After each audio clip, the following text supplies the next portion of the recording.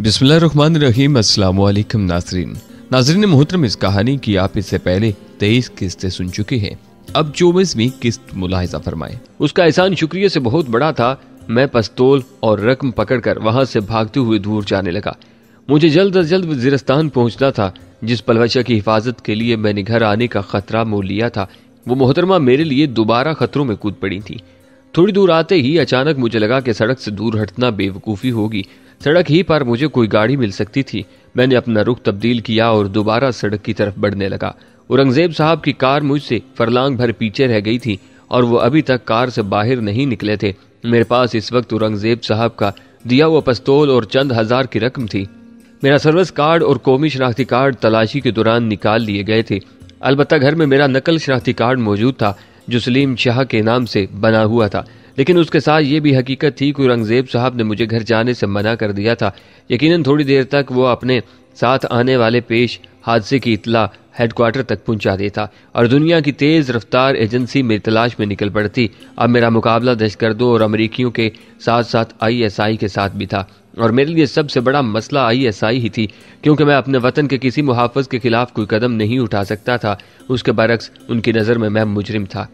Pakistan army के कई जवानों और ऑफिसर्स का कातिल ऐसे गद्दार के लिए यकीनन उनके दिल में जर्रा भर भी रहम मौजूद नहीं होना था।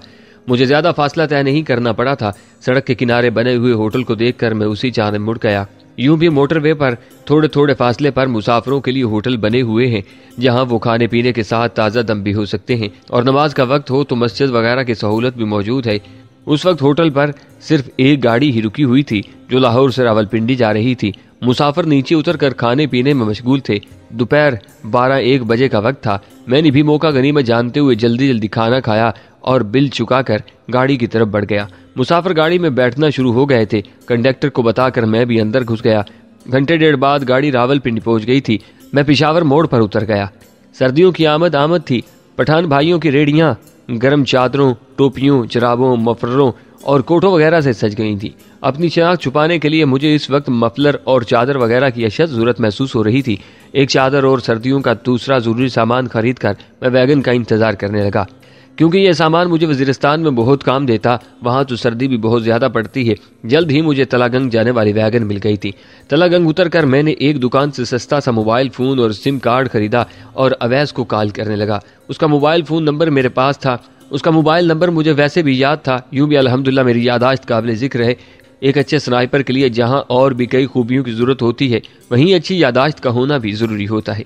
इस बारे में कहानी की शुरुआत में मुफस्सिल बहस कर चुका हूँ और यकीनन नाजरीन इन बातों को दोहराया जाना पसंद नहीं करेंगे।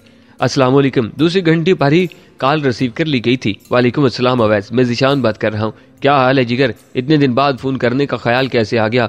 उसके लहजे में तंज की आमेज़ी साफ महसूस की जा सकती थी। यार, ना तो गिलो शिकों का वक्त है और ना मेरे पास तुम्हें समझाने का वक्त है। जो कह रहा हूँ उस पर फौरन अमल करो। फरमाओ। संजीदा होते हुए भी उसके लहजे से तंज दूर नहीं हुआ था। फौरन मेरे घर जाओ। मेरे कपड़ों की अलमारी के ऊपर वाले खाने में एक बड़ा सा पर्स पड़ा होगा जिसमें मेरा शनाख्ती कार्ड है जो सलीम शाह के नाम से बना हुआ है। तुम वो पर्स उठाकर इसी वक्त अपनी मोटरसाइकिल पर तलागंग का रुख करो। अबूजान को मेरे बारे कुछ बताने की जरूरत नहीं। यूं ही गांव से बाहर निकलो। मुझे दोबारा कॉल कर लेना, मैं तुम्हें मजीद बता दूंगा कि मैं कहाँ मिल सकता हूँ। यार, ये कौन सी जासूसी करवाना शुरू कर दी है मुझसे? मैं बहुत बड़ी मुसीबत में फंसा हुआ हूँ यार। तफसील बताने का वक्त भी नहीं है और ये सब जानना फिलहाल तुम्हारे लिए ज़रूरी भी नहीं है। बस जो कहा है उस पर अमल करो, ठीक है बास? उसने मज़ाहिया अंदाज में कहा और मैंने राब्ता मुनक़ता कर दिया। मैं जानता था कि अवैस के लिए ये सब करना बिल्कुल भी मुश्किल नहीं होगा। यूं भी वो मेरे घर में बगैर रोक टोक के आ जा सकता था। अबूजान हमारी दोस्ती से अच्छी तरह वाकिफ थे। यकीनन वो अवैस को मेरी अलमारी से कुछ निकालने से कभी भी मना न करते। उसके बावजूद मैंने अवैस के बाद अबूजान का नंबर भी मिला दिया। अस्सलाम वालेकुम। 2-3 घंटियों के बाद अबूजान की मुशफ़क़ाना आवाज़ मेरे कानों में पड़ी। वालेकुम अस्सलाम अबूजान, मैं ज़ीशान बात कर रहा हूँ। कैसे हो बेटा? मैंने तो सोचा शायद तुम ऐसी जगह पर हो जहाँ सिग्नल ही नहीं आते। नहीं अबूजान, पहले तो मसरूफियत की वजह से फ़ोन न कर सका। अलबत्ता अब ऐसी जगह जा रहा हूँ जहाँ वाकई सिग्नल नहीं आते। उन्होंने कहा चलो जब मौका मिले कॉल कर दिया करना। ठीक है अबूजान। पलवशा कहाँ है? वो वजीरिस्तान गई है। कोई अराजी का मसला था। उसका दूर शरीक भाई उसे लेने आया था। कह रही थी कि चंद दिनों तक लौट आएगी। मैं तो खुद उसके साथ ही जाना चाहता था मगर उसने मना कर दिया। यकीनन पलवैशा ने सरदार का तारुफ अपने मदूद शरीक भाई के तौर पर कराया था और अबूजान को असल बात से आगाह किए बगैर वो बहाना करके निकल गई थी। अलबत्ता ये भी मुमकिन था कि उसने अपनी माँ को हकीकत से आगाह कर दिया हो। उसकी माँ यूं भी उसे अच्छी तरह जानती थी। अच्छा अबूजान, इजाज़त चाहूँगा। फुफ्फोजान और पलवैशा की अम्मी जान को मेरा सलाम अर्ज करना और अवैस अभी घर आएगा। मेरी अलमारी से उसने कुछ कागजात निकालने हैं। ठीक है बेटा, अल्लाह हाफिज। अबूजान ने राब्ता मुनक़ता कर दिया। मैंने बस अड्डे के मुज़ाफ़ात में मौजूद एक होटल में बैठकर चाय पीने लगा। 10-15 मिनट बाद ही अवैस की कॉल आ गई। वो मेरा बटुआ लेकर गांव से निकल पड़ा था। मैंने उसे ताकीद करते हुए कहा, एहतियात से आना और यह देख लेना कि कोई मोटरसाइकिल या कार तुम्हारे ताक़ुब में तो नहीं है। उसने हंसते हुए कहा, अच्छी तरह देख लिया है यार, मोटरसाइकिल तो छोड़ो, कोई परिंदा भी मेरे ताक़ुब में नहीं है। गो कि मैं जानता था कि अवैस के लिए ISI के किसी आदमी को ताड़ देना नामुमकिनात में से था, क्योंकि ज़रूरी नहीं कि वो उसके ताक़ुब ही में आते। उनके पास किसी आदमी का पीछा करने के हज़ारों तरीके थे, लेकिन उसके बावजूद मैं खतरा मोल लेने पर मजबूर था। मैं अवैस को बस अड्डे पहुंचने का कहकर होटल से निकल आया। सड़क पर एक रेडी वाले के पास खड़े होकर मैं थोड़ी सी मूंगफली खरीद कर खाने लगा। अवैस जल्दी वहां पहुंच गया था। उसे रुकने का इशारा करके मैं उसके करीब हो गया। मेरे चेहरे के गिर्द लिपटा मफरल देखकर वो मजाहिया अंदाज में बोला, तुम तो पक्के ही जासूस बने हुए हो। मजाक का वक्त नहीं है यार, बटुआ मेरे हवाले करो और यहाँ से गायब हो जाओ। ये लो। बटुआ मेरी जानिब बढ़ाकर उसने मोटरसाइकिल को किक लगाई और आगे बढ़ गया। मैं दोबारा बस अड्डे में दाखिल हो गया। थोड़ी देर बाद मैं एक वैगन में बैठा मियाँ वाली की तरफ रवाना दवा था।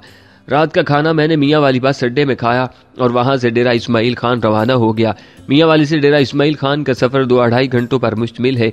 रात के 12 बजे मैं डेरा इस्माइल खान पहुंच गया था। उस वक्त वाना के लिए कोई गाड़ी नहीं मिल सकती थी। वो रात मैंने एक होटल में गुजारी। सुबह सवेरे में वैगन में बैठा वाना की तरफ रवाना था। रास्ते में कोई काबिल जिक्र वाक़या पेश नहीं आया था। यूं भी मेरे जाने की समत का सिर्फ औरंगजेब साहब को मालूम था और उसने यकीनन किसी को भी ये बात नहीं बताई होगी। मुझे ढूंढने वालों के लिए मेरे जाने की समत का तयन इतना आसान नहीं था, क्योंकि मैं उनकी नज़र में मुजरिम था और एक मुजरिम के लिए वज़ीरिस्तान का रुख करना कोई मानी नहीं रखता था। वाना में उतरते ही मैं अंगुराड़े जाने वाली गाड़ी में बैठ गया था कि मैं जल्द अज जल्द पलवैशा को ढूंढना चाहता था। यकीनन उसने सबसे पहले कमांडर नसरुल्लाह खोजल खेल के घर का रुख करना था कि हमने अपने हथियार और ज़रूरी सामान वहीं रखवाया था। मैं बस दुआ कर रहा था कि वो अभी तक वहीं मौजूद हो। अंगुराड़े पहुंचते ही मैं कमांडर नसरुल्लाह के घर की तरफ बढ़ गया। बैठक को बाहर से ताला लगा देखकर मेरा दिल बैठ गया था। अगर वो वहीं होते तो यकीनन सरदार को बैठक में होना चाहिए था। फिर भी एक मोहूम सी उम्मीद के सहारे मैंने कमांडर नसरुल्लाह के घर के दरवाजे पर दस्तक दी। थोड़ी देर बाद वो खुद ही दरवाजे पर नमूदार हुए। मुझे देखकर उनके चेहरे पर हैरानी भरे तासरात नमूदार हुए। अरे ज़ीशान मियाँ, आपके मुतल्लिक तो मुझ तक कोई और खबर पहुंची थी। मैंने उनसे मुआनका करते हुए जवाब दिया, आपने ठीक ही सुना था चचा जान, मैं किसी दोस्त की मदद से फरार हुआ हूँ। वो मुझे बैठक की तरफ ले जाते हुए बोले, वैसे ये आपने अच्छा नहीं किया, अब तो आपके महकमे का शक यकीन में बदल जाएगा। मजबूरी थी चचा जान, बजाय कैद में पुरअज़ियत दिन गुजारने के मैंने सोचा अपनी बेगुनाही के सबूत तलाश किए जाएं। पलवैशा और सरदार खान भी उसी गर्ज से यहाँ आए थे। बैठक का दरवाज़ा खोलते हुए उन्होंने मेरे दिमाग में मौजूद सवाल का जवाब दिया, वो कहाँ है? मैं बेसब्री से मुस्तफसर हुआ। वो तो कल ही यहाँ से चले गए हैं। कमांडर नसरुल्लाह ने मेरे अंदेशों को हकीकत का रूप दे दिया था। किस तरफ गए हैं? मेरे लहजे में शामिल हैरानी उनके लिए गैर मुतवक्का नहीं थी। अफगानिस्तान, क्योंकि सनोबर खान की मौत के बाद यहाँ कोई अमेरिकन तो बाकी बचा नहीं। आलम खेल का नया मल्क एक शरीफ आदमी है। सनोबर खान का लश्कर करीबन बिखर गया है। कुछ लोग डमरियानी के मलिक सकलैन से जा मिले हैं, जो सनोबर खान का हलीफ जरूर था मगर दहशतगर्दाना कार्रवाइयों में मुलव्वस नहीं था। वो सिर्फ असले और नशा आवर अशिया की स्मगलिंग करता है। अब अमरीकियों की नज़र तोरे खार के मलिक फैरोज खान पर लगी है। वह स्मगलिंग के साथ दहशतगर्दाना कार्रवाइयों में भी हिस्सा लेता रहता है, लेकिन उससे पहले वो सनोबर खान से अहकामात लेता था। अब शायद उसे बराह रास्त अहकामात मिलना शुरू हो जाए। मेरे सामने तो अल्बर्ट ब्रोक ने देगान के मकामी कमांडर से खुद बातचीत की थी और इस जमन में सनोबर खान को बिल्कुल अताल्लुक रखा था। शमाली वजीरिस्तान में देगान का मकामी कमांडर ही एजेंसियों का खास बंदा है। वो कबील खान की तरह बड़े असर रसूख का मालिक है। देताकील, मिरन शाह, गुर्रामे, बका खेल और मीर अली वगैरह के इलाकों में गुलबदीन खान ही दहशतगर्दाना कार्रवाइयाँ करवाता है। क्या सारे इलाके का वो अकेला सरदार है? नहीं, हर इलाके का अपना मलक है। उनमें कुछ मुहिब्बुल वतन हैं और कुछ दहशतगर्द हैं, जबकि कुछ सिर्फ स्मगलर हैं। लेकिन गुलबदीन को हर इलाके में ऐसे किराए के आदमी मिल जाते हैं जो पैसे लेकर वतन मुखालिफ कार्रवाइयों में उसका साथ दे देते हैं। मैंने पूछा, यकीनन पलवैशा और सरदार खान हमारा रखवाया हुआ सामान साथ ले गए होंगे? उन्होंने मुंह से कुछ कहे बिना असबात में सर हिला दिया। अब मैंने भी अफगानिस्तान ही का रुख करना है। क्या आप बता सकते हैं कि पलवैसा और सरदार किस रास्ते से गए हैं और वहां उन्होंने किस जगह जाकर ठहरना है? वो अंगुराड़े ही की तरफ से अफगानिस्तान में दाखिल हुए हैं। उन्हें मैंने रास्ता बता दिया था, मुजाहिदीन की कुछ अड्डों की तरफ भी रहनुमाई कर दी थी। अब ये मालूम नहीं कि वो किस जगह ठहरेंगे या अपने काम का आगाज कैसे करेंगे।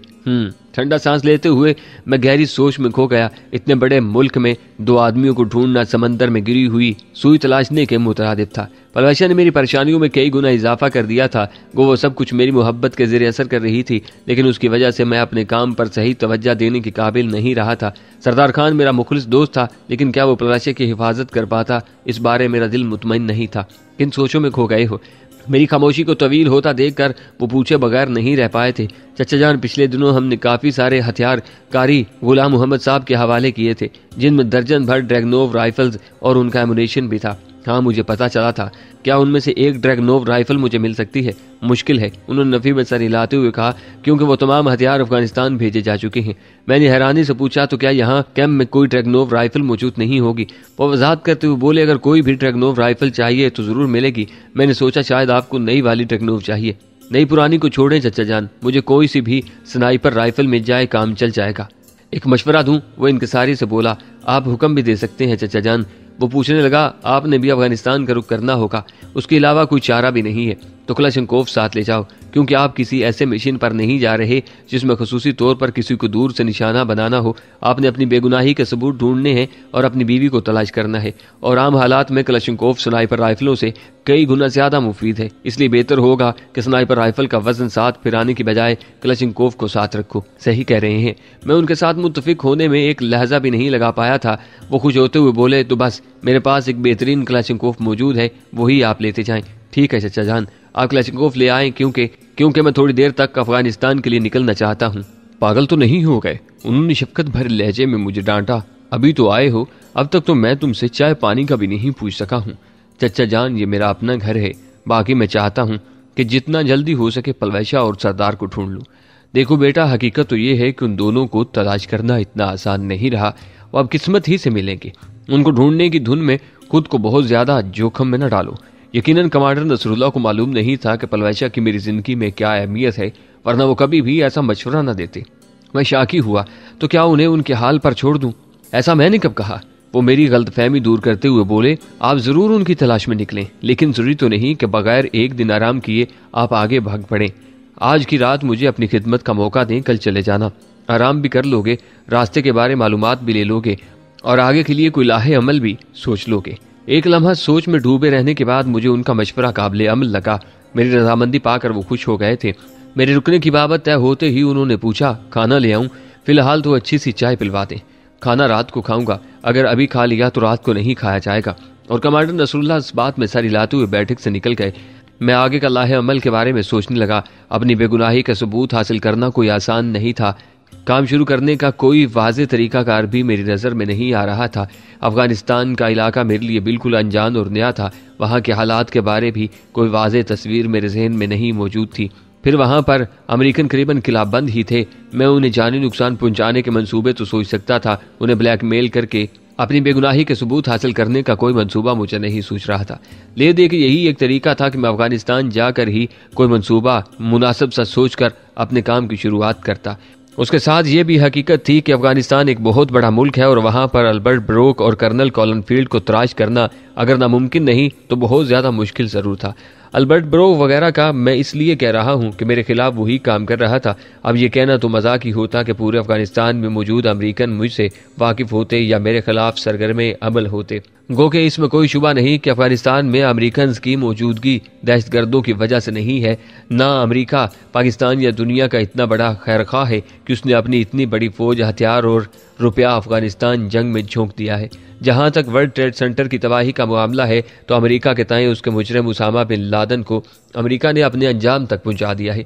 फिर अब वो यहाँ क्या ढूंढ रहा है? अगर हम इस सारी जंग का जायजा लें तो अमेरिका के मकसद को खोजना और दहशतगर्दी की लहर को अंदाज़ा लगाना चंदा दुश्वार नहीं है। जैसा कि सब जानते ही हैं कि इस जंग का आगाज़ 9 नवंबर 2001 में हुआ।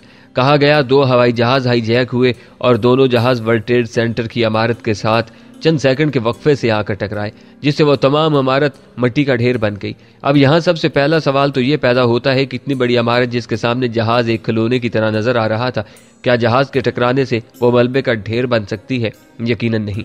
उसका साफ मतलब यही है कि इमारत की तबाही में जहाजों का टकराना हाथी के दांत की तरह था। असल मामला कुछ और था। अमेरिका को अफगानिस्तान में मुदाखलत का बहाना चाहिए था और इस तरह उन्होंने दुनिया की हमदर्दियां समेट कर वो बहाना पेश किया। अब दूसरा सवाल ये पैदा होता है कि अमेरिका को ये करने की जरूरत क्यों पेश आई? तो ये एक ऐसा सवाल है जिस पर हजारों सफ़ात भी लिखना कम पड़ जाएंगे। मुख्तसर अगर कहा जाए तो दुनिया के हर उस खित्ते में अमेरिका ने अपनी अफवाज भेजी जहां से वो कोई फ़ायदा हासिल कर सकता था। इराक पर हमला हुआ, तेल की दौलत पर कब्जा करने के लिए सोमालिया, कांगो वगैरह में यूनाइटेड नेशन की अफवाज गईं कि वहाँ हीरे की कानें हैं। अफगानिस्तान पर कब्जा हुआ कि दुनिया भर में यहाँ पोस्ट की काश सबसे ज़्यादा होती है और अमेरिका की एजेंसियां नशावर अदवायात की सबसे बड़ी सप्लायर हैं। दूसरी बात, जंग के जारी रहने ही में अमेरिका के असले की फैक्ट्रियां चल सकती हैं। और तीसरी बात यह कि असल तालिबान जो दीन इस्लाम की सही शक्ल सामने लेकर आए थे, जिन्होंने अफगानिस्तान में अमन कायम कर दिया था, उन्हें गलत साबित करना। और आज देख लें, सन 2000 तक तालिबान का नाम किस इज्जत से लिया जाता था और पाकिस्तानी अवाम उनसे कितनी मोहब्बत करते थे, और आज वो किस मकाम पर हैं। इस मकसद के लिए दहशतगर्द तंजीमें खड़ी की गईं जिन्होंने इस्लाम का लेबल लगाकर हर वो काम किया जो शायद शैतान भी न कर सके। राम मोसाद, फ्रीमेसन और बाकी इस्लाम मुखालिफ एजेंसियों की हर कार्रवाई की जिम्मेदारी उन मुजाहिदीन का लबादा उड़ने वाले मलऊनों ने कबूल की। मसाजिद, इमाम बारगाहों, बुजुर्गों के मज़ारात, स्कूलों और अस्पतालों में दहशतगर्दी करने के बारे सोचा भी नहीं जा सकता, मगर मकसद चूंकि इस्लाम को बदनाम करना था, जहाद की गलत ताबीर पेश करनी थी, इसलिए बहुत बड़े पैमाने पर यह कार्रवाइयाँ अमल में लाई गईं। और अजीब बात यह कि इस्लाम के नाम लेवाओं ने ना तो कभी सिनेमा घरों में बम धमाके किए, ना फहाशी के अड्डों को निशाना बनाया, ना फिल्म ड्रामा इंडस्ट्री में ऐसी कार्रवाई की गई। और हमारा लानती मीडिया भी इस ज़मन में इस्लाम मुखालिफ प्रोग्राम चला चला कर यहूदा हनूस व नसारा के एजेंडे पर काम करता रहा। हमारी आवाम ऐसी भोली भाली है कि जो टीवी पर देखा उसे कुरान और हदीस से भी ज्यादा अहमियत थी। इस ज़मन में ये याद रखें कि अमेरिका के मकासद अभी तक पूरे नहीं हुए। मुल्क के खुदादाद को ख़त्म करने के लिए उसकी नज़र इस्लाम को बदनाम करने के बाद पाक आर्मी पर लगी है, जिसकी शुरुआत वो कर चुका है। दहशतगर्दी के पीछे वर्दी के नारे, मंजूर पश्तीन नामी गद्दार की हरदासराई और हमारे देसी लिबरल्स की जुबान से फौज मुखालिफ बातें इसका बैन सबूत हैं। मैंने बरसबील तज़किरा चंद बातें अर्ज कर दी हैं, वरना यह मौजू ऐसा नहीं है कि चंद सतूर में बयान किया जा सके। अब असल कहानी की तरफ आते हैं। मैं बात कर रहा था अपनी बेगुनाही के सबूतों को ढूंढने की, और ऐसा करने के लिए मेरे पास कोई वाज़े लाहे अमल मौजूद नहीं था। उसके साथ पलवैसा की तलाश एक अलहदा सरदर्द थी। उस जज्बाती लड़की से कोई बाइद नहीं था कि मेरी बेगुनाही के सबूत ढूंढते ढूंढते खुद को किसी मुश्किल में फंसा देती। मेरी वजह से अब भी वो अल्बर्ट ब्रोक वगैरह की नज़र में एक दुश्मन ही थी। उस पर काबू पाने के बाद जाने वो उसके साथ क्या क्या सलूक करते। एक खूबसूरत लड़की काया से दरिंदों के जंगल में फंस जाना एक मर्द की निस्बत ज्यादा तकलीफ दे और अजियतनाक होता है। औरत को जान के साथ इज्जत का मसला भी दरपेश होता है और अपनी असमत की हिफाजत उसके लिए अपनी जान से भी ज्यादा मानी रखती है। मुझे अगर जरा भी शक होता कि वो कोई ऐसा काम करेगी तो मैं जाते हुए उसे सख्ती से मना कर गया होता, मगर अब तीर कमान से निकल चुका था। मेरी शरीक हयात, जिसे मैं फूलों की सेज पर सुलाना चाहता था, वो आग व खून के दरिया में छलांग लगा चुकी थी। मेरी सोचों में कमांडर नसरुल्लाह की आमद से खलल पड़ा। उन्होंने चाय के बर्तन ट्रे में उठाए हुए थे और कंधे से रशियन साख्त की क्लशिंकोफ लटकाई हुई थी, जिसकी बैरल कलम नुमा तिरछी हुई थी। कमांडर नसरुल्लाह रूस के खिलाफ जहाद में हिस्सा ले चुके थे और यकीनन ये खूबसूरत हथियार उसी दौर की यादगार थी। क्लाशिनकोव रूस के एक साइंसदान मिखाइल क्लाशिनकोव की इजाद है। रूस के बाद इस हथियार को बहुत सारे मुल्कों ने बनाया। हर मुल्क ने इसमें मुनासिब तब्दीली भी की, मगर उसका बुनियादी फंक्शन वही रहा। चाइना, इंडिया और पाकिस्तान खुद भी ये हथियार बना रहा है। यह एक हर दिल अजीज हथियार है। मौसम इसकी कारकर्दगी पर असरअंदाज नहीं होता, वरना काफ़ी हथियार ऐसे हैं जो मनफी दर्जा हरारत में काम करना छोड़ देते हैं। ये मुजाहिदीन, दहशतगर्दों, पाकिस्तान आर्मी, इंडियन आर्मी में बाकायदगी से इस्तेमाल हो रहा है। दुनिया में अगर नए हथियारों की ईजाद का जायजा लें तो सैकड़ों हजारों किस्म के नए हथियार मुतारफ हो चुके हैं, मगर इसके इस्तेमाल में कमी की बजाय इजाफा ही हुआ है। पहले इसका बट लकड़ी का होता था और बैरल के साथ एक फोल्ड होने वाली संगीन लगी होती थी। आजकल ये क्लोज बट भी दस्तयाब है और इसके बैरल के साथ लगी हुई संगीन भी खत्म है। इसके साथ इस्तेमाल होने वाली मैगजीनें भी मुख्तलिफ किस्म की होती हैं, जिनमें 30, 40 और 70 गोलियों वाली पड़ती हैं। चाय के साथ वो बिस्किट ले आए थे। चंद बिस्किट चुबाकर मैंने चाय की प्याली मेदे में ढेली और क्लाशिनकोफ का जायजा लेने लगा। उसके साथ 40 गोलियों वाली मैगजीन लगी हुई थी। करीबन 40 साल से ये मेरे पास है। मुझे क्लाशिनकोफ का जायजा लेते देखकर कमांडर उस हथियार के साथ अपनी रफाकत की दास्तान सुनाने लगा। ये मुझे अब्बूजान ने तोहफे में दी थी। और इसके बाद मैं इसे कभी भी खुद से जुदा नहीं कर सका। न जाने कितने इस्लाम के दुश्मन इसकी बैरल से निकली गोली का निशाना बने, जाने कितने ऐसे मौके आए जब इसने मेरी जान बचाने में कलीदी किरदार अदा किया, और जाने कितनी मर्तबा इसकी मदद से मैंने अपने मुश्किल में फंसे हुए साथियों की मदद की। ये सब शुमार से बाहर है। जब से मैं गोशा नशीन हुआ हूँ उस वक्त से ये सोच रहा था कि ये किसके हवाले करूं, क्योंकि मैं तो बूढ़ा हो गया हूं। ये अभी तक पहले की तरह ताज़ा दम है और इसे गोशा नशीन कराना नाइंसाफी होगी, लेकिन ये भी हकीकत है कि मुझे कोई ऐसा नजर नहीं आ रहा था जिसे ये कीमती और नायाब हथियार तोहफे में पेश कर सकूं। एक दफा तो मैंने इसे अपने बड़े बेटे के हवाले करने का सोचा, मगर बाद में वो मुझे इसका सही हकदार नजर न आया। वो इसे इस तरह इस्तेमाल नहीं कर सकता था जिस तरह मेरा दिल चाहता है। अब आपको देखकर लगा कि मेरी तलाश खत्म हो गई है। मैं हंसा, चाचा जान, मेरी तारीफ में आपने कुछ मुबालगा नहीं कर लिया? वो साफ गोई से बोले, जो बातें मुझ तक पहुंची हैं अगर वो सच हैं फिर तो मुबालगा नहीं है। बहरहाल मैं आपकी तवक्कात पर पूरा उतरने की कोशिश करूंगा। बेटा, एक बात हमेशा याद रखना, एक इंसान से तवक्कात उसकी सलाहियतों और माजी के कारनामों को मद्देनजर रखकर रखी जाती है, मगर मुस्तकबिल का हाल अल्लाह पाक बेहतर जानता है। जरूरी नहीं माजी का हीरो मुस्तकबिल में भी अपनी फतूहात के झंडे गाड़ता जाए। हो सकता है आपको इस हथियार से एक गोली भी चलाने का मौका न मिले और खुदा न ख्वास्ता इससे पहले ही आप किसी की गोली का निशाना बन जाए। मेरे लिए बस ये इत्मीनान काफी है कि आप इस हथियार को मुझसे बेहतर तरीके से इस्तेमाल कर सकते हैं और यही मेरा मतमाए नजर है। बजा फरमाया। उनकी बात तरदीद करने के काबिल नहीं थी। इसी असना में असर की अजान होने लगी थी। वो मस्जिद तशरीफ ले गए और मैं वहीं नमाज अदा करने लगा। उनकी वापसी पर मैंने उन्हें कहकर बाजार से इब्तदाई तिबी इमदाद का कुछ सामान मंगवा लिया था, जिसमें दर्दकश, एंटीबायोटिक गोलियां, इंजेक्शन और इब्तदाई तिबी इमदाद कोई और जरूरी चीजें शामिल थी। मैं जिस इलाके में जा रहा था वहां कुछ भी हो सकता था और यह सामान मेरे लिए बहुत ज्यादा जरूरी था। गोली लगने के हादसे से मैं 2 बार गुजर चुका था। एक बार खुद मुझे गोली लगी थी और दूसरी बार मेरी जाने हयात पलवैशा ने हमाकत का इत्काब करते हुए खुद को गोली मारी थी। गो ये बात तो हमें तरबियत ही में बता दी जाती है कि इब्तदाई तिबी इमदाद से मुतल्लिक सामान कितना जरूरी होता है। कमांडर रसूलुल्लाह ने एक मखसूस सफूफ की छोटी सी थैली भी मेरे हवाले की थी। ये सफूफ जख्म वगैरह में भरने से दर्द, जलन और सोजन को भी खत्म करता था और खून के बहाव में भी रुकावट डालता था। ये वही सफूफ था जो पलवैशा ने मेरे कंधे से गोली निकालकर जख्म में डाला था। रात का खाना वो नमाज मगरिब के बाद देकर आए थे। इशा पढ़कर मैं सोने के लिए लेट गया कि सुबह सवेरे ही मुझे सरहद अबूर करना था। न जाने अफगानिस्तान में कौन से हंगामे मेरे मुंतजिर थे। मौसम रात ही से अबर आलूद था। सूरज तुलू हुए काफी देर हो चुकी थी, मगर बादलों की वजह से सूरज अब तक पर्दे ही में था। हमारे यहाँ नवंबर का मौसम काफी खुशगवार होता है, क्योंकि गर्मी का जोर टूट चुका होता है और सर्दी की आमद में थोड़ी ताखीर होती है। मगर वज़ीरिस्तान में नवंबर ही से सर्दी अपने पंजे गाड़ने लगती है। इस वक्त गर्म कोट और ऊनी चादर में लिपटे होने के बावजूद मुझे सर्दी महसूस हो रही थी। मैं उस वक्त एक ऐसी जगह मौजूद था जहाँ से अफगानिस्तान की सरहद चंद फरलांग ही के फासले पर थी। वहां तक मुझे कमांडर नसरुल्लाह का बड़ा बेटा मोटरसाइकिल पर बिठा कर लाया था। वो मुझे सीधी सड़क के बजाय पहले खड़कले लाया और वहां से मजीद जनूब की तरफ लाकर उस जगह उतार दिया। वो तो अलविदाई मुसाफा करने के बाद रुखसत हो गया और मैं उस दर्रा नुमा रास्ते को देखने लगा जहां से मुझको वो पहाड़ी अबूर करना थी। कमांडर रसूलुल्लाह के बेटे की नजरों से ओझल होते ही मैंने कदम आगे बढ़ा दिए। थोड़ी देर चलने के बाद सर्दी का एहसास जाहिल हो गया था। पैदल चलते हुए कम अज कम ये फायदा जरूर होता है कि सर्दी नहीं लगती। बारिश के खतरे के पेश नजर मैंने क्लचनकोफ की बैरल जमीन की तरफ करके कंधे से लटकाई हुई थी। हवा काफी तेज चल रही थी। वो दर्रा नुमा रास्ता अबूर करते ही मुझे अपने सामने पहाड़ों का एक वसील सिलसिला फैला नजर आया। थोड़ी सी ढलान उतरकर मैं एक खुले नाले में सफर करने लगा। नाले में पत्थर की बड़ी बड़ी चट्टानों के साथ झाड़ियों के झुंड भी मौजूद थे। हवा की शिद्दत में आहिस्ता आहिस्ता इजाफा होना शुरू हो गया था। ऐसी तेज हवा में चादर ओढ़ना जरा मुश्किल ही होता है। मैंने चादर को भी मफरल की तरह चेहरे से लपेट लिया था। यहाँ नाजरीन की मालूमात के लिए अर्ज करता चाहूँ कि उस वक्त अफगानिस्तान की सरहद अबूर करना चंदा दुश्वार नहीं था। पहाड़ियों में बड़े बड़े ऐसे खला मौजूद थे जहाँ से गुजर कर दोनों तरफ आया जाया जा सकता था। मगर अब पाकिस्तान आर्मी ने तमाम सरहद पर कांटादार तार की एक ऊंची बाड़ लगाकर एक बहुत बड़ी रुकावट पैदा कर दी है। उस बाड़ की निगरानी के लिए निगरानी टावर भी कायम किए गए हैं। पहाड़ी इलाकों में सफर करते हुए सबसे बड़ा मसला समत का तयन होता है। नालों के मोड़ों, पहाड़ियों के बेतरतीब फैलाव, दरख्तों की बोहताब और एक जैसे मनाजर से मशरक मगरब की पहचान ही खत्म हो जाती है। सिमतों की पहचान के लिए रात के वक्त तो सितारे मदद देते हैं और दिन के वक्त ये सहूलत सूरज मुहैया करता है।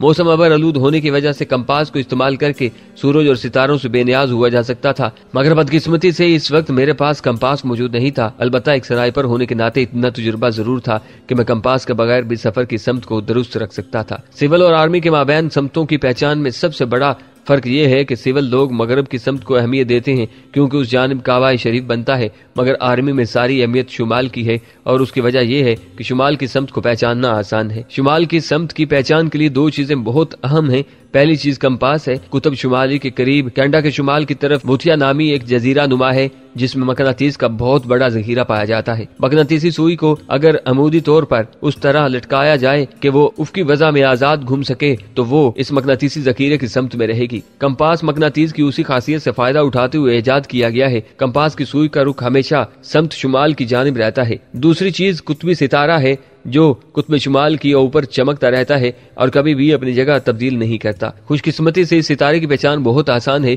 क्योंकि कुछ मखसूस झुमके उसके गिर्द घड़ी के सुइयों के मुखालिफ रुख हरकत करते रहते हैं। यहाँ यह बात मद्देनजर रहे कि जमीन की महवरी और मदारी हरकत की वजह से आसमान भर के तमाम सितारे हरकत करते नजर आते हैं।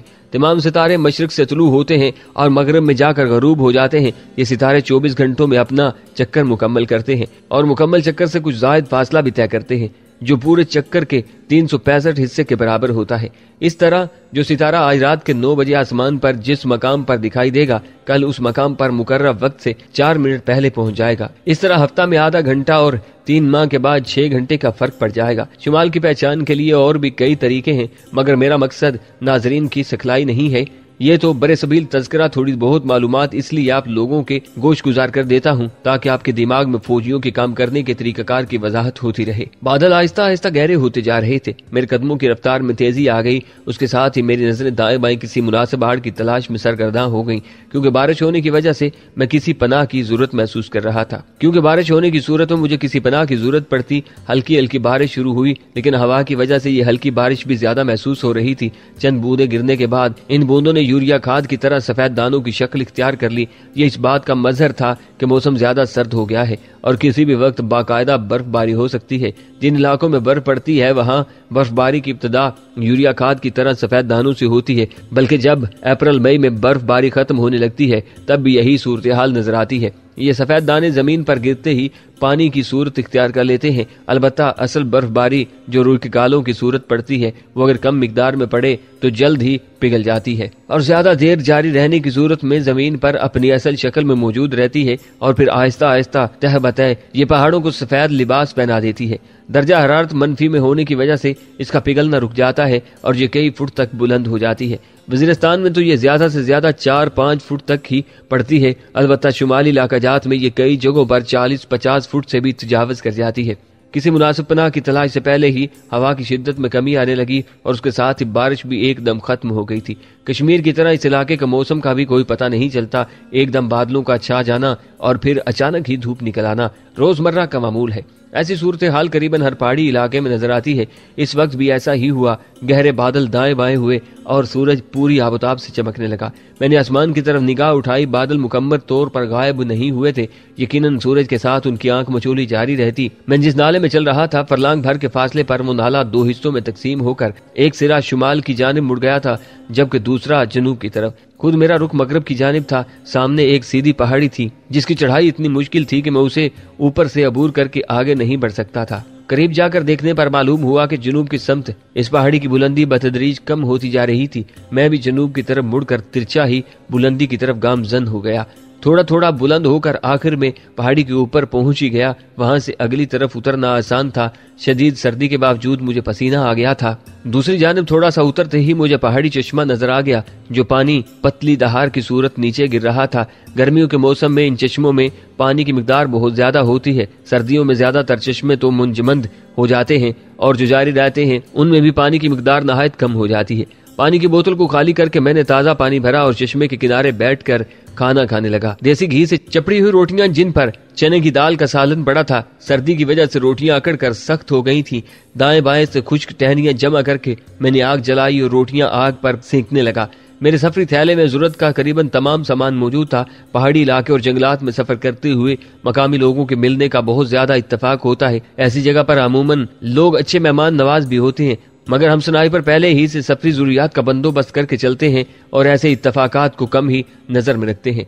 खाना खाकर मैंने मिल्क पाउडर से चाय तैयार की। प्याली को मुंह से लगाते हुए एकदम पलवैसा मेरे ख्यालों में आदम की शादी के बाद से हमेशा मेरी प्याली से पहला घूंट वही भरा करती थी और उसके साथ ही शौक लहजे में पूछा करती, राजू मेरी झूठी चाय ज्यादा मीठी होती है ना? उसका ख्याल आते ही जाने क्यों वो चाय मुझे बहुत ज्यादा फीकी लगने लगी थी। चाय पीकर मैं एक बार फिर आगे जाने के लिए तैयार था। अगर रास्ता ना बना हो तो अमूमन उतराई चढ़ाई से भी ज्यादा मुश्किल हो जाती है। उस जानब ढलान काफी दुश्वार थी और ऐसी ढलान में पांव के जरा सा गलत जगह पड़ने पर इंसान घंटों का सफर सेकंड में तय कर लेता है, मगर जहां उसका सफर रुकता है वहां से आगे जाने के लिए उसे लामुहाला कंधों की जरूरत पड़ती है और चंद कंधे मुयस्सर न हो तो उसे भेड़ियों वगैरह ही की खुराक बनना पड़ता है। मुझे न तो भेड़ियों की खुराक बनने का शौक था और न पराए कंधों पर सफर करने की ख्वाहिश, इसलिए संभल संभल कर उतरना पड़ा। नाले में उतरकर मेरे कदमों में थोड़ी तेजी आ गई थी कि गिरने वगैरह का खतरा खत्म हो गया था। गो पहाड़ी नाले भी बतदरीज नीचे उतरते जाते हैं, मगर ये उतराई बहुत हल्की और खफीफ होती है।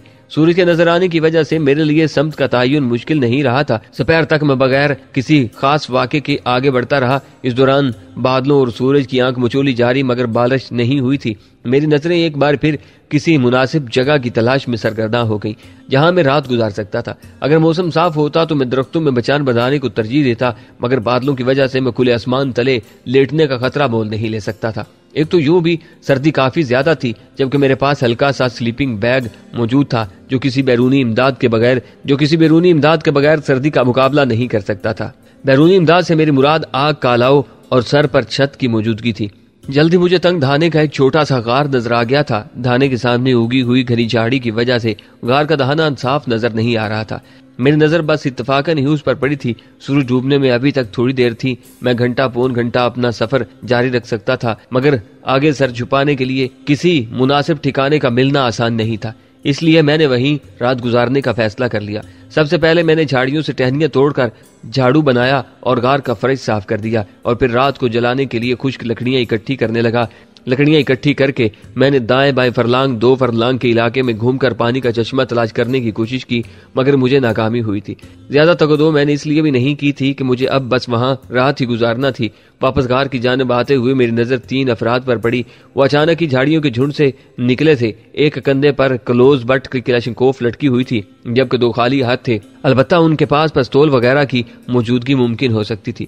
उन्होंने भी मुझे देख लिया था। करीब पहुंचने पर मैंने उन्हें सलाम कहा। सलाम का जवाब देते हुए क्लैशनकोफ वाले ने मानी के लहजे में पूछा, कहाँ से आ रहे हो भाई?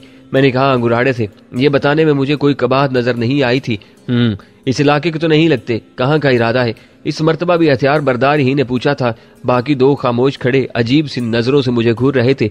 यकीनन उसने मेरे लहजे के फर्क से मुझे पहचाना था। वजीरिस्तान की पश्तो पेशावर में बोली जाने वाली पश्तो से बिल्कुल मुख्तलिफ है, बल्कि पंजाबी जुबान की तरह हर इलाके की पश्तो के लहजे और अल्फाज की अदाई में अच्छा खासा फर्क है। मुझे पश्तो पर तो अबूर था, मगर मैं पेशावरी लहजे में पश्तो बोलता था। वजीरिस्तान के लोगों का लहजा बिल्कुल अजीब सा है। इतना कि शुरू में तो उनकी बात मेरी समझ ही में नहीं आती थी। अलबत्ता चंद माह के बाद मेरी समझने की उलझन तो दूर हो गई थी, लेकिन अभी तक मैं उनका सा लहजा नहीं अपना सका था। इस मामले में पलवैशा बहुत तेज थी। वो वजीरिस्तान लकी मरवत हर लहजे की पश्तो बोल सकती थी। मेरे साथ रहते हुए वो अच्छी खासी पंजाबी भी बोलने लगी थी। मुख्तलिफ जुबानें सीखने के मामले में उसमें खुदादाद सलाहियत मौजूद थी।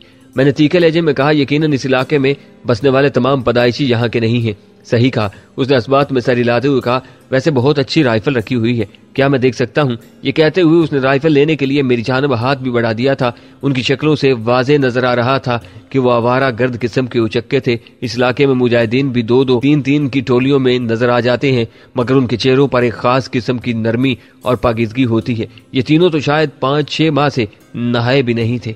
ऐसे लुटेरों के बारे मुझे कमांडर नसरुल्लाह पहले से मुफसिल तौर पर आगाह कर चुके थे कि ये उचक्के हथियार देखने के बहाने लेते हैं और इसी हथियार से साहिब हथियार का काम तमाम करके आगे बढ़ जाते हैं। लेकिन मुझे ऐसे लोगों से निपटने का तरीका आता था। मैं खुश दिली से बोला, हाँ हाँ ले लो। कंधे से क्लैशनकोफ उतारते हुए मैं मैगजीन उतार कर जेब में डाली और उसके साथ ही नेफे में अड़था गलाक भी हाथ में पकड़कर बज़ाहिर पिस्तौल का जायजा लेने लगा। अब वो खाली क्लैशनकोफ से तो मुझे निशाना नहीं बना सकते थे। और अपने कंधे से लटकी क्लशिंकोव उतारने की कोशिश में वो पिस्तौल की गोली का निशाना बन जाता। मेरी हिकमत अमली देखते हुए उसकी आंखों में पैदा होने वाली चमक मान पड़ गई थी। एक दफा खाली क्लशिंकोव काक करके उसने ट्रैगर दबाया और फीकी मुस्कुराहट से क्लशिंकोव वापस मेरी जानब बढ़ा दी। वाकई बहुत अच्छी राइफल है। मैंने कुछ कहे बिना उसके हाथ से क्लशिंकोव लेकर मैगजीन चढ़ाई और क्लशिंकोव को काक करके पिस्तौल नेफे में डस लिया। मैं उनके सामने ना तो कोई डर, खौफ और कमजोरी जाहिर करना चाहता था और ना उन्हें कोई ऐसा मौका देना चाहता था कि वो मुझ पर वार कर सके। इतना तो वो भी समझ गए थे कि मैं उन्हें पहचान चुका हूँ और यहाँ उनकी दाल नहीं गलने वाली। मजीद वक्त बर्बाद किए बगैर हथियार बरदार बोला, शुक्रिया भाई, चलते हैं। ये कहते उसने अपने साथी को चलने का इशारा किया और वह तमाम आगे बढ़ गए। मैं वहीं खड़ा उन्हें जाते हुए देखता रहा। मैं नहीं चाहता था कि मेरे मुड़ते ही वो वार कर गुजरें। उनके झाड़ियों के झुंड में ओझल होते ही मैं गार की तरफ बढ़ गया। वो गार थोड़ा बुलंदी पर था। सूरज पहाड़ों के पीछे गायब हो चुका था मगर गुरूब नहीं हुआ था। गार तक पहुंचने के लिए मैंने एहतियात का मुजाहरा किया था। गार के दहाने के सामने मौजूद झाड़ी के अक में बैठकर मैं नाले की तरफ देखने लगा। वहां से पूरा नाला नजर आ रहा था। वहां बैठे हुए मुझे चंद लम्हे ही गुजरे थे कि वो तीनों मोहतात अंदाज में वापस जाते नजर आए। क्लशिंकोव के अलावा उन्होंने मेरे पास ग्लाक 19 भी देख लिया था। इतने कीमती हथियारों के हसूल के लिए वो मुझे कुछ भी कर सकते थे। ऐसे आवारागर्द जालिम और बुज़दिल होते हैं, सामने से कभी वार नहीं करते, हमेशा पीठ पीछे और छुप कर वार करते हैं। ऐसे लोग ज़मीर, एहसास और इखलाक नाम के किसी जज्बे से वाकिफ नहीं होते। वो एहतियात और तेज़ रफ्तारी से आगे बढ़ रहे थे। यकीनन वो यही समझ रहे थे कि मैं वहां से आगे बढ़ गया हूँ। मेरे होंठों पर जहरीली हंसी नमूदार हुई। मेरा गार तक मुतात अंदाज में पहुंचना काम आ गया था। उनके आगे बढ़ते ही मैं गार में घुस गया। अब यकीनन वो काफ़ी दूर तक मुझे ढूंढते हुए जाते। यूं भी वहां कोई मुतय्यन रास्ता तो मौजूद नहीं था कि मेरी तलाश में उन्हें आसानी होती। वो नाला मोड़ मुड़ कर मेरी नज़रों से ओझल हो गए थे। शाम का मुलगजा अंधेरा हर तरफ फैल गया था।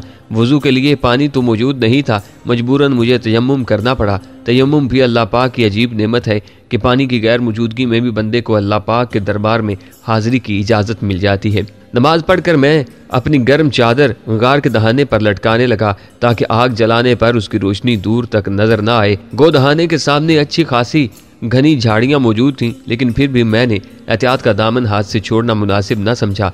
रोशनी को छुपाने के साथ साथ वो चादर हवा वगैरह के लिए अच्छी खासी रुकावट बनती।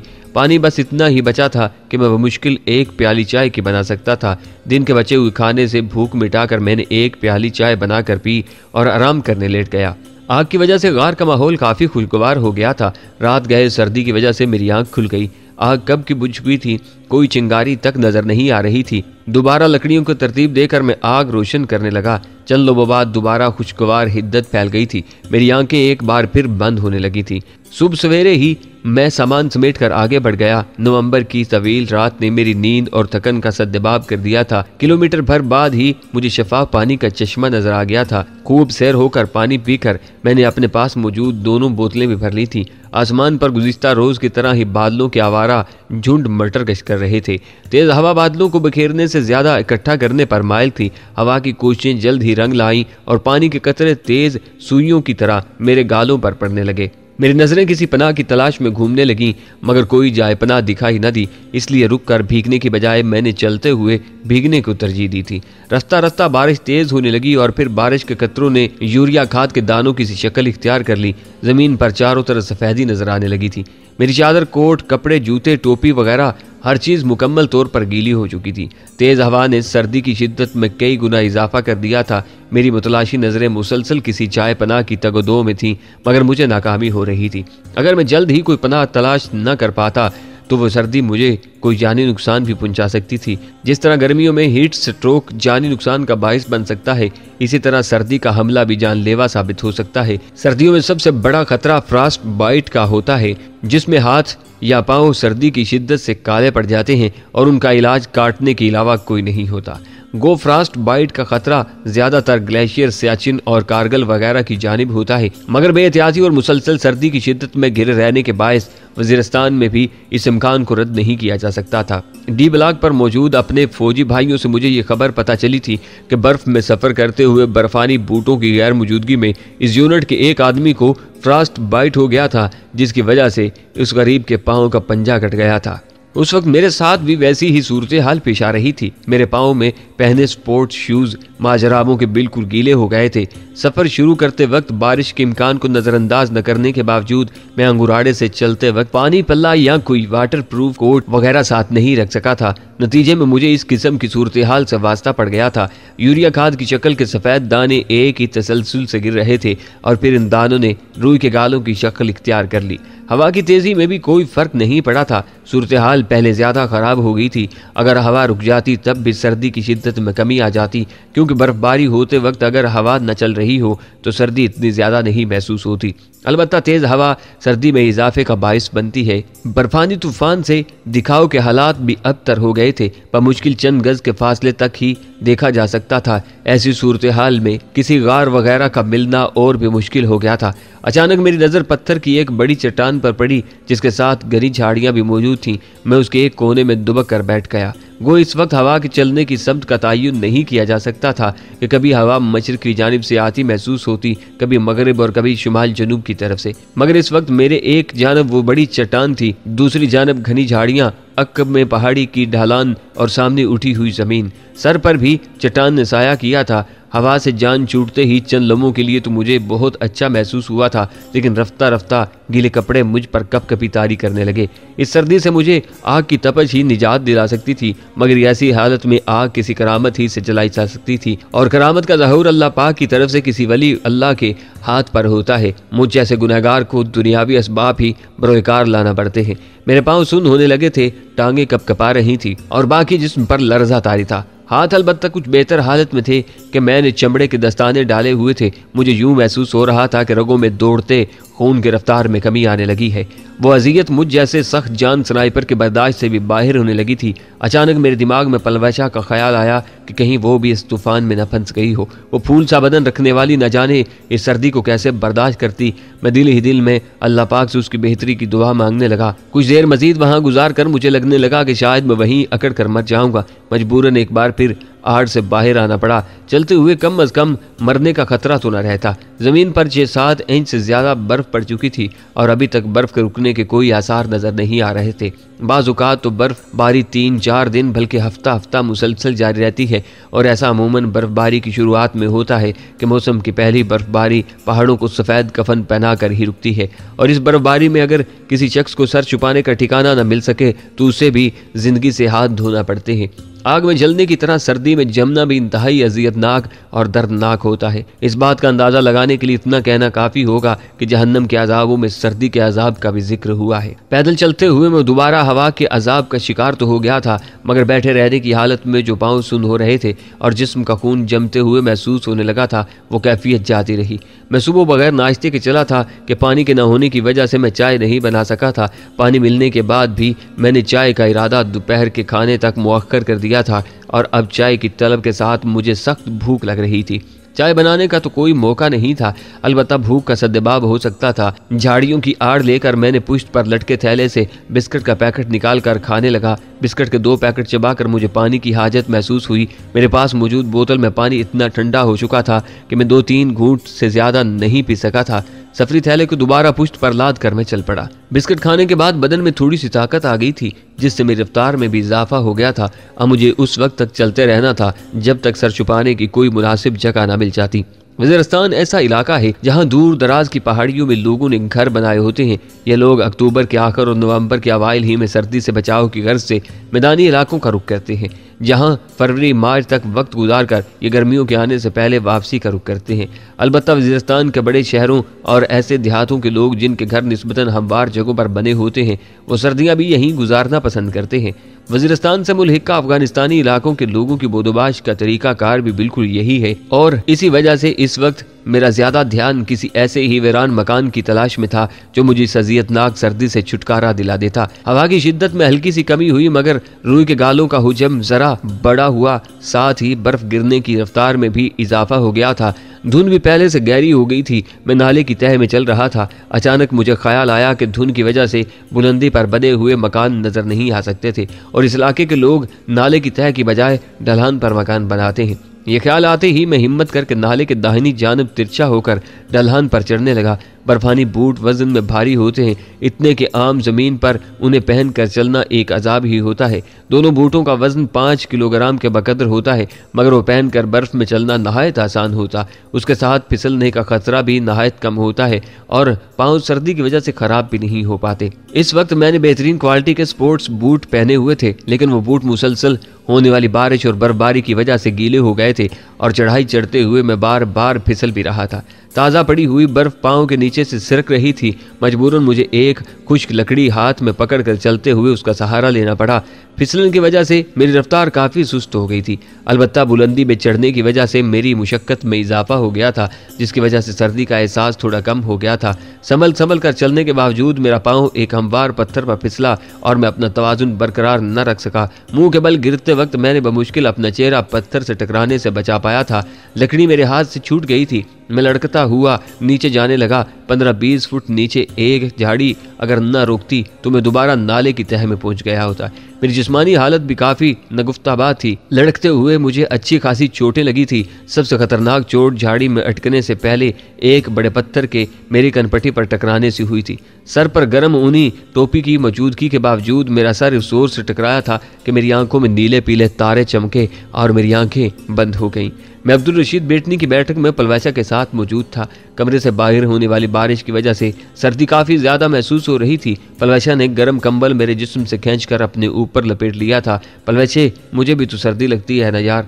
आंखें खोलते हुए मैंने उसे नींद से जगाते हुए बाकायदा एहतिजाज किया। ऐसा पहली बार नहीं हुआ था कि मुझे अपनी बात की वजाहत करना पड़ती। सोते में वो अक्सर सारा कंबल अपने ऊपर खींच लिया करती थी। वो मुस्कुराते हुए बोली, मगर मुझे ज्यादा सर्दी लगती है और खुद ही तो कहते हो मैं नाजुक सी गुड़िया हूँ, फिर वावेला कैसा। मैंने शहादत की उंगली और अंगूठे में थोड़ा सा फासला पैदा करते हुए कहा, तो इतनी सी जान के लिए पूरे कंबल की क्या जरूरत। अच्छा ये लो, सारा कंबल ही ले लो। मुंह बसोरते हुए उसने कंबल अपने जिस्म से उतार फेंका और नाराजगी भरे अंदाज में रुख फेर लिया। अच्छा सॉरी ना यार, ऐसा करके मुझे तकलीफ तो ना दो। मैं जल्दी से बैठकर अपने ऊपर कंबल ओढ़ने लगा।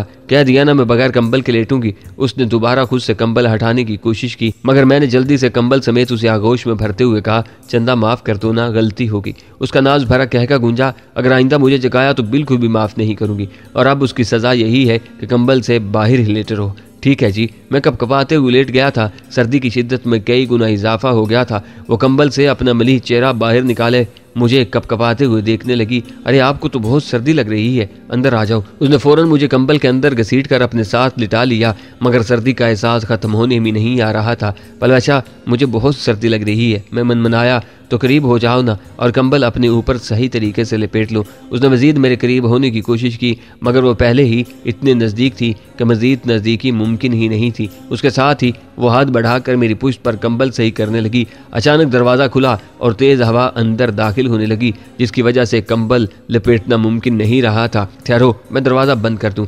बिस्तर से उठते हुए वो दरवाजे की जानिब बढ़ी, मगर हवा इतनी तेज़ हो गई थी कि वो दरवाजे तक नहीं पहुंच पा रही थी। राजू, हवा बहुत तेज़ है, मेरी मदद करो। उसने घबरा कर मुझे आवाज़ दी। हाँ, मगर मुझे बहुत ज़्यादा सर्दी लग रही है। मैंने उठने की कोशिश की, मगर मेरा जिस्म जैसे सुन्न होकर रह गया था और मैं चाह कर भी हरकत नहीं कर पा रहा था।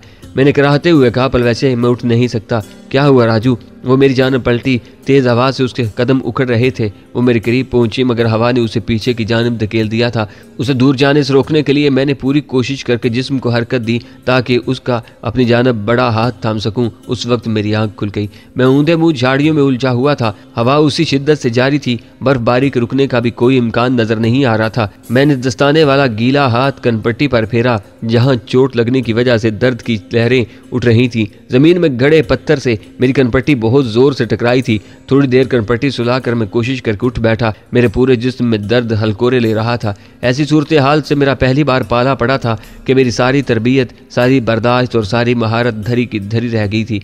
मुझे अपना जिंदा बच जाना नामुमकिन नजर आ रहा था। कहते हैं मरने से पहले इंसान को वही ख्याल आते हैं जैसा कि वो रोज़मर्रा की ज़िंदगी गुजार चुका होता है। हर वक्त अल्लाह का जिक्र करने वालों के लब पर जिक्र जारी होता है। तिलावत के शौकीन हजरात कलाम मजीद दोहरा रहे होते हैं। हदीस से मोहब्बत करने वालों की जुबान नबी पाक सल्लल्लाहु अलैहि वसल्लम के फरमान से तर होती है और मुझ जैसे दुनियादार को वही पलवैसा नजर आ रही थी जैसे शायद मैंने सबसे ज्यादा सोचा था। सर झटक कर मैंने नाउमीदी भरी सोचों को दूर फेंका और कोशिश करके खड़ा हो गया। मेरी क्लाशनकोफ 2-3 गज ऊपर पड़ी थी। क्लाशनकोफ के बारे कमांडर नसरुल्लाह के आखिरी अल्फाज मेरे दिमाग में गूंज कर रह गए थे। हो सकता है आपको इस हथियार से गोली भी चलाने का मौका न मिले और खुदा न ख्वास्ता इससे पहले ही आप किसी की गोली का निशाना बन जाएं। गो मैं किसी की गोली का निशाना तो नहीं बना था, मगर लग यही रहा था कि शायद इस क्लाशनकोफ से फायर करना मेरी किस्मत में नहीं था।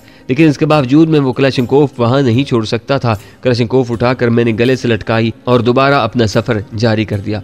मुझे मौसम का मुकाबला करना था। मुझ जैसा सनाई पर इतनी जल्दी हार मानने और शिकस्त का एतराफ़ करने पर तैयार नहीं हो सकता था।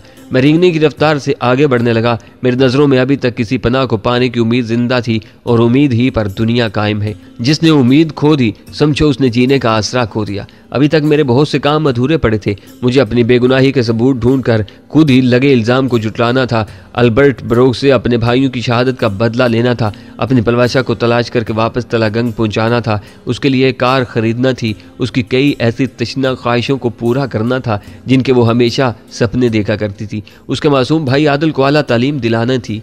बाबूजान और फुप्पोजान को ऐसे फूल से बच्चों का तोहफा देना था जिससे उनके सारे गिले शिकवे दूर हो जाते। उसके अलावा भी जाने क्या क्या करना बाकी था। ज़ीशान मियाँ मौत अपने वक्त से टला नहीं करती। हज़रत इज़राइल किसी के अधूरे कामों का नहीं, अल्लाह पाक के हुक्म को पूरा करने का जिम्मेदार होता है। वक्त आने पर तो माओं को इतनी मोहलत नहीं मिलती कि अपने बच्चों को एक बार दूध ही पिला सकें। कभी माएँ जिगर के टुकड़ों को बिलखता छोड़ जाती हैं और कभी बच्चे माओं को हमेशा रोने का सामान मुहैया करके रुखसत हो जाते हैं। क्या खूब कहा है किसी शायर ने कि सामान 100 बरस का है, पल की खबर नहीं। उम्मीद और नाउमीदी की कशमकश में मुबतला गिरता पड़ता आगे बढ़ता रहा। हिम्मत करके मैंने कलाई पर बनी घड़ी पर से कोट की अकड़ी हुई आस्तीन को बमुश्किल हटाकर वक्त देखा। घंटे वाली सुई 5 के हिंसे को छू रही थी। सूरज गरूब होने में बस आधा घंटा ही रह गया था। अगर मेरी रात भी इसी हालत में गुजरती तो यकीनन मुझे मरने से दुनिया की कोई ताकत नहीं बचा सकती थी। बर्फबारी शुरू होते वक्त मेरे जहन में एक बार वापस गार की जानिब लौटने का ख्याल आया था जहाँ के मैंने गुज़िश्ता रात गुजारी थी, मगर फिर चंद किलोमीटर तय किया हुआ फासला मेरे पाँव की बेड़ी बन गया और आगे किसी मुनासिब जगह के मिलने की उम्मीद ने मुझे वापस पलटने जा दिया। अब तो मैं उस गार तक भी नहीं जा सकता था कि न जाने वो कितना पीछे रह गया था। और फिर रात के अंधेरे, धुंध और बर्फबारी में उस तंग दहाने के गार को तलाश करना भूसे के ढेर से सुई ढूंढने के मुतरादिफ था। मुल्क जहाँ अंधेरा तारीकी में तब्दील होने लगा था। मैं रेंगने की रफ्तार से आगे बढ़ता रहा। मेरे कदम मन मन के हो रहे थे। सर्दी के साथ थकन से भी बुरा हाल था मेरा।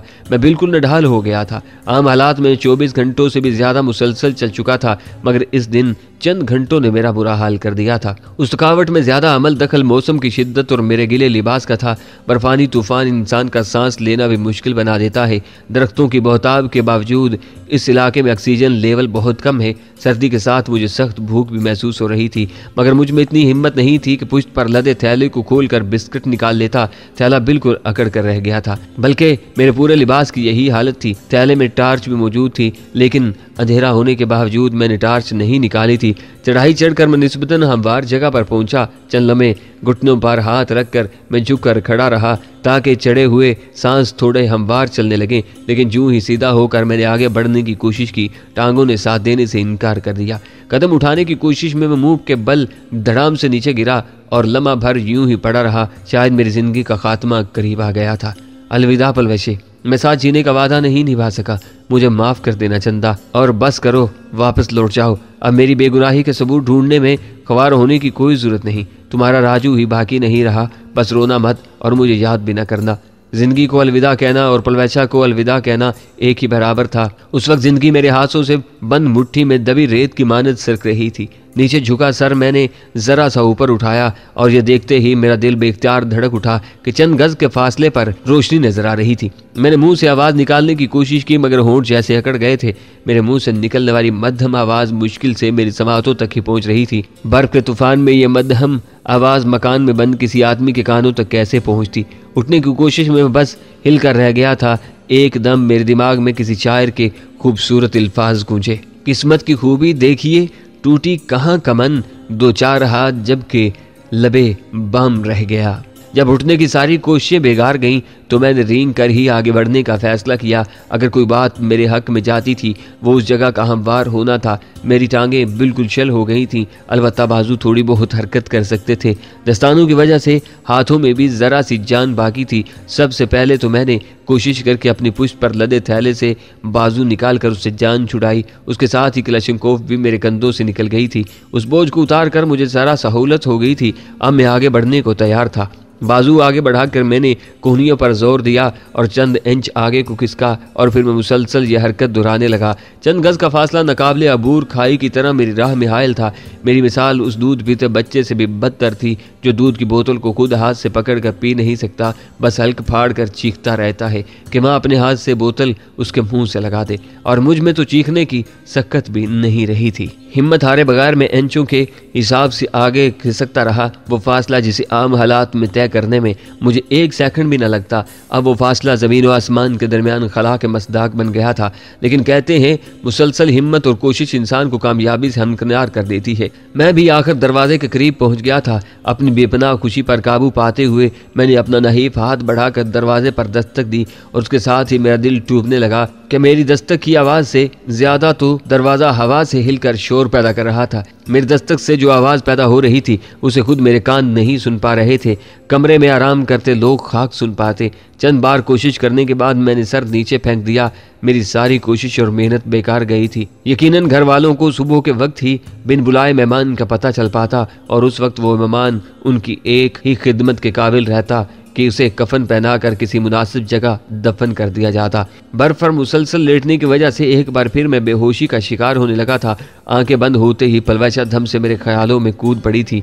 मुझे सर्दी से कांपते देखकर वो भी मुसलसल कह के लगाते हुए चिढ़ा रही थी, कंबल तो मेरा अपना है, ये तो नहीं दूंगी। पलवैशा मुझे सर्दी लग रही है यार। तो क्या लगती रहे, उसने मुंह बनाया। उफ, मैंने सर्द होते हाथ रगड़ कर बगलों में दबाए। अरे राजू, आपको तो सच में सर्दी लगी है। मुझे संजीदा होते देखकर वो फौरन मेरे नज़दीक आ गई थी। मैं कपकपाते हुए बोला, पलवैसे मुझे अपनी आगोश में छुपा लो ना, ये आगोश है ही मेरे राजू की।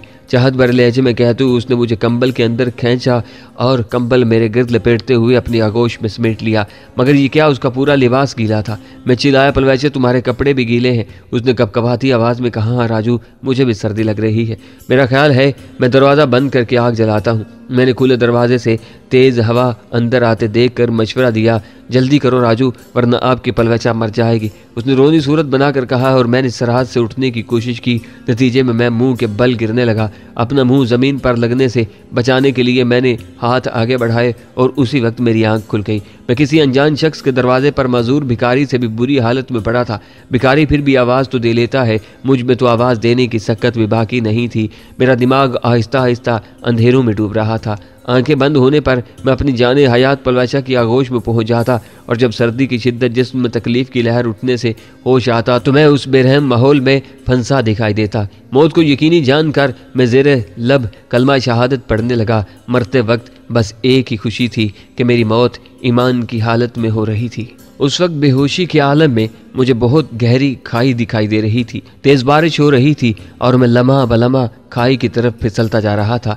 अपने हाथों के नाखून चिकनी ज़मीन में घुसेड़ने के बावजूद मैं खुद को फिसलने से रोक नहीं पा रहा था और फिर मैं एकदम खाई में लड़क गया। खुशकिस्मती से आखिरी कोशिश में पत्थर का एक उभरा हुआ किनारा मेरी उंगलियों की गिरफ्त में आ गया था। उसे पकड़कर मैं हवा में लटकने लगा। नीचे देखने पर हदे निगाह तक खाई की तह नजर आई थी। मेरे हाथों से पत्थर का किनारा छूटने की देर थी। उसके बाद यकीनन खाई की तह तक पहुंचने से पहले ही मैंने रब को प्यारा हो जाना था। मैंने ऊपर उठने की कोशिश की मगर मेरे बाजू में जान ही खत्म हो गई थी। मौत लम्हा लम्हा मुझे निगलने के लिए आगे बढ़ रही थी। पत्थर का किनारा मेरे हाथ से छूटना ही चाहता था कि अचानक एक जानिब से पलवैशा भागती हुई नमूदार हुई। अगले ही लम्हे घुटनों के बल बैठते हुए उसने मेरे दाएं हाथ को अपने मुलायम हाथ में जकड़ लिया। दोनों एड़ियां चिकनी जमीन में गाड़ कर उसने पूरा जोर लगाया और मैं आहिस्ता आहिस्ता ऊपर आने लगा। थोड़ी देर बाद मैं हाँफता हुआ उसके पहलू में लेटा था। राजू, मुझे आवाज़ नहीं दे सकते थे। वो शिकवा कुना हुई, अगर मुझे आने में थोड़ी सी देर हो गई होती तो आप तो गए थे नीचे। चंदा मेरा हल्की खुश्क हो गया था, मुंह से आवाज़ ही नहीं निकल रही थी। ज़रूरी तो नहीं कि आप मुंह ही से पुकारते, मुझे किसी और तरह से भी तो मुतवज्जा कर सकते थे ना। उसका गिला जारी रहा, अगर आपको कुछ हो जाता तो पलवैचे कैसे जिंदा रह पाती। मैं मुस्कुराया, गोया मुझसे ज़्यादा अपनी मौत की फिक्र है। वो बिपरते हुए बोली, हाँ हाँ हाँ, अपनी मौत की फिक्र है, क्योंकि मेरे राजू के लिए मेरी जिंदगी बहुत अहमियत की हामिल है। चंदा खफा तो नहीं होते? अब बताओ ना, ऐसी हालत में तुम्हें कैसे मुतवज्जा करता। वो मुंह बनाते हुए बोली, आपके पास पिस्तौल भी मौजूद था, इसे हवाई फायर कर लेते।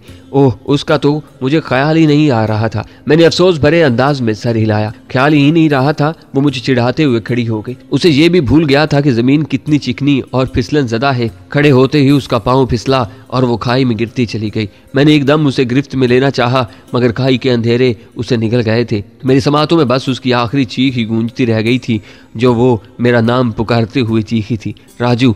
उसके साथ ही मुझे होश आ गया। उस हालत में भी इस भयानक सपने में मेरा दिल धक धक कर रहा था। मेरे होंठों और जुबान पर फौरन बुरे ख्वाब की शर से बचने की दुआ मचल गई और उसके साथ ही मेरे दिमाग में पलवशा की तजवीज़ गूंजी। आपके पास पिस्तौल भी तो मौजूद था, आप हवाई फायर भी तो कर सकते थे। गोया वो मेरे ख्वाब में मुझे इस सूरत हाल से निपटने की तजवीज़ ही तो बताने आई थी। मैं कोशिश करके अपना बाजू कमर की तरफ ले गया, जहाँ मैंने नेफे में गलाक 19 अड़सा हुआ था। पिस्तौल को पकड़ने के लिए मुझे दस्ताना उतारना पड़ा था। मेरी उंगलियां बस थोड़ी थोड़ी हरकत ही कर पा रही थी। मुश्किल पिस्तौल का दस्ता पकड़कर मैंने पिस्तौल को बाहर खींचा। अब पिस्तौल को काक करने का मुश्किल मरहला दरपेश था। बड़ी मुश्किल से मैंने दस्ताने वाले हाथ को पिस्तौल के ऊपर टेक कर उसकी स्लाइड को पीछे की जानिब खींचना चाहा, मगर कामयाब नहीं हो सका था। 2-3 मिनट की कोशिश के बाद अचानक मुझे याद आया कि मैंने क्लाशिंकोव काक करके कंधे से लटकाई थी। लेकिन फिर मुझे याद आया कि क्लाशिंकोव तो मैं चंद गज पीछे फेंकाया था और वहां तक पहुंचना मेरे लिए मुमकिन नहीं रहा था। मैं दोबारा पिस्तौल के साथ मगजमारी करने लगा। चंद लोगों की कोशिश के बाद स्लाइड हल्का सा पीछे को खिसकी। मैंने हाथ पर मुकम्मल जोर दे दिया था और फिर वो मुश्किल मरहला भी तय हो गया। स्लाइड मुकम्मल पीछे धकेल कर मैंने उस पर से हाथ हटाया। स्लाइड एक झटके से आगे बढ़ी और पिस्तौल काक हो गया। मैंने ट्रैगर गार्ड में शहादत की उंगली डालकर पिस्तौल के बैरल का रुख सामने की तरफ करते हुए ट्रैगर खींच लिया। धमाके के साथ मेरे हाथ को झटका लगा। गोली फायर होने की आवाज़ से माहौल गूंज उठा था। मैंने एक गोली पर इक्तिफा नहीं किया था, दूसरी, तीसरी और चौथी बार भी मैंने ट्रैगर दबा दिया था। हर बार मुझे इतना ही जोर लगाना पड़ता जितना कि एक गहरे कुएं से पानी का बड़ा डोल खींचने वाले शख्स को लगाना पड़ता है। चौथी बार ट्रैगर दबाकर मैंने बेदम होकर अपनी कोहनियों पर सर टेक दिया। उसके बाद मेरी हिम्मत जवाब दे गई थी। कई लम्हे बीत गए, या शायद मुझे ही लग रहा था कि वक्त थम गया है। दरवाजे पर आहट हुई, किसी ने कुछ पुकारा था, मगर शायद मेरी सुबातों ने भी काम छोड़ दिया था। फिर मेरी आंखों ने रोशनी की झलक देखी और मैंने आंखें बंद कर लीं। 2 हाथों ने मुझे बाजू से पकड़कर झंझोड़ा और मेरे कानों के करीब ही एक निस्वानी आवाज आई, होश में आओ, उठो। शायद वो अकेली औरत मुझे उठा नहीं पा रही थी। मैं हरकत नहीं कर सकता। मैं ज़ेरे लब बड़बड़ा कर रह गया था। मुझे मदद भी मिली थी तो एक कमज़ोर औरत की, जो मुझे उठा भी नहीं सकती थी। वो दरवाजे की तरफ मुंह करके ज़ोर से चिल्लाई, रंदड़ा रंदड़ा, भाई को साथ लेकर यहाँ आओ। चंद लम्हों बाद मुझे करीब से एक लड़की की आवाज़ सुनाई दी, जी बाजी। शायद वो उसकी छोटी बहन थी। तुम दोनों इसकी टांगों से पकड़ो, मैं बाजू थामती हूँ। ये बेहोश है, अगर कुछ देर ऐसे ही पड़ा रहा तो जिंदा नहीं बचेगा। ठीक है बाजी। इस मर्तबा एक लड़के की आवाज़ आई थी और फिर मेरा जिस्म ज़रा सा ज़मीन से बुलंद हुआ और वो मुझे अंदर ले जाने लगे। तवील सहन अबूर करके एक कमरे में दाखिल हुए। कमरे में अंगीठी रोशन थी। एकदम मुझे लगा मैं जन्नत में पहुंच गया हूँ। रनड़ा, जल्दी से खाली चारपाई पर बिस्तर बिछाओ और पेटी से मोटे वाला लिहाफ भी निकाल लाओ। जी बाजी। रनड़ा सादत मंदी से बड़ी बहन के हुक्म पर अमल करने लगी। वो छोटे भाई को मुखातिब हुई, समर खान, भागकर बर्चिखाने से छुरी उठा लाओ। इसका गीला और अकड़ा हुआ लिबास काट कर ही जिस्म से उतारना पड़ेगा। कौन है गुलगारे बेटी? किसी मर्द की तकलीफ में डूबी हुई आवाज़ मेरे कानों में पड़ी। बाबा जान, कोई अजनबी है। फायर की आवाज़ सुनकर मैं बाहर निकली तो ये दरवाजे पर बेसुध पड़ा था। शायद हमें मुतवज्जा करने के लिए इसने फायर किए थे।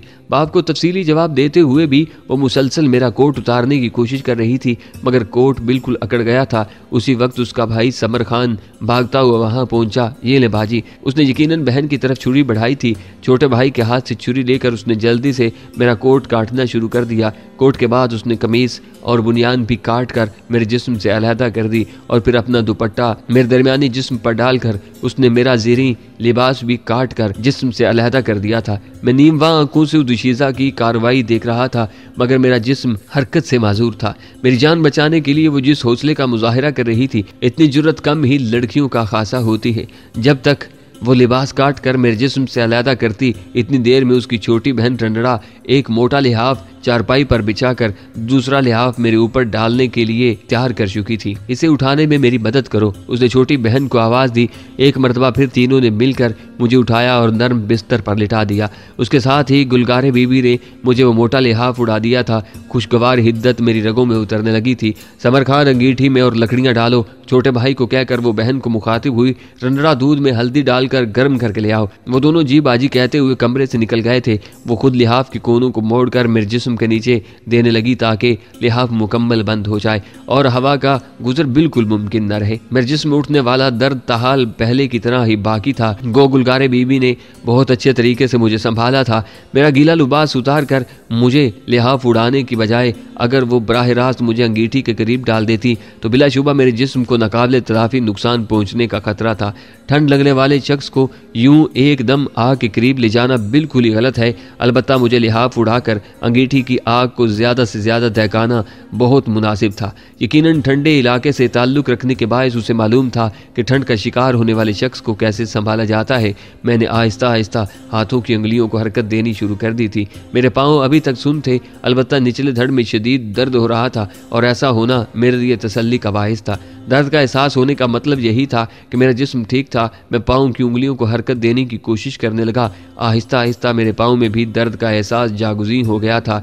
मेरे कानों में उस मर्द के कराहने की आवाज़ पहुंची। गालबन वो भी किसी किस्म की तकलीफ में मुब्तला था। उसी वक्त रंडड़ा हल्दी मिला दूध लेकर पहुंच गई थी। मेरे चेहरे से थोड़ी सी रजाई खिसकाकर गुलगारे बीबी ने मेरा मुंह बाहर निकाला और मेरे सर के नीचे तकिया रखकर एक बड़ी चम्मच से हल्दी मिला दूध मुझे पिलाने लगी। उसने मुझे रजाई से बाहर निकालने की कोशिश नहीं की थी। हल्का गर्म दूध मेरे जिस्म में जिस जिस जगह तक जा रहा था मुझे उसका बहाव महसूस हो रहा था। मैं दूध का पूरा कटोरा खाली कर गया था। दूध ने मुझे बहुत तकवीयत बख्शी थी। दूध पिलाकर उसने मेरा चेहरा दोबारा ढांप दिया था। रंडड़ा, समर खान को साथ ले जाकर डरबे से वो बड़ा चूजा पकड़ लाओ। वो छोटी बहन को मुखातिब थी। क्यों बाजी? यकीनन उसकी बात सुनकर रंडड़ा हैरान हुई थी।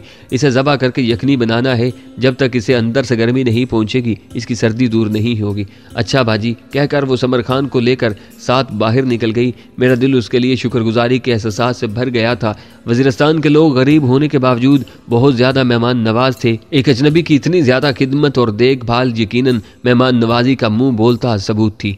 चूजा उसने खुद ही ज़बा किया था। मैं बस समातों ही से उनकी हरकत का अंदाज़ा लगा रहा था। इस दौरान उनके बाप की कराहती हुई आवाज़ भी मेरे कानों में पड़ जाती थी। वो मुसलसल नहीं करा रहा था बल्कि मुझे यूं महसूस हो रहा था जैसे करवट तब्दील करने या हिलते जुलते वक्त उसे तकलीफ पहुंचती थी।